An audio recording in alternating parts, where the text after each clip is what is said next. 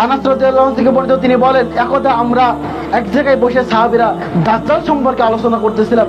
হঠাৎ রাসূল সাল্লাল্লাহু আলাইহি ওয়াসাল্লাম আমাদের মাঝে আসলেন, এসে বললেন, তোমরা কি নিয়ে আলোচনা করতেছো?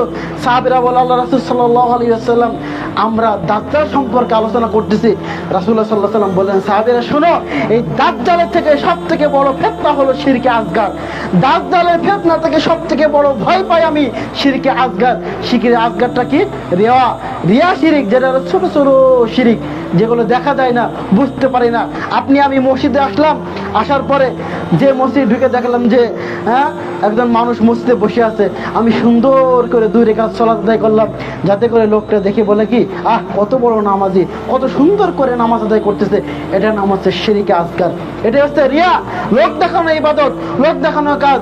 আপনি সমাজে সব থেকে বড় গরুটা কুরবানি দিলেন মানুষের দেখানোর জন্য, এটাই হচ্ছে রিয়া। আপনি সমাজে দান করলে মানুষের দেখানোর জন্য, এটার নাম হচ্ছে রিয়া। রাসূল সাল্লাল্লাহু আলাইহি ওয়াসাল্লাম বলেছেন যে দাজ্জালের থেকেও বড় ভয় পাই আমি এই লোক দেখানো ইবাদত আমার উম্মত করবে, এটাই আমি সবথেকে বেশি ভয় পাই।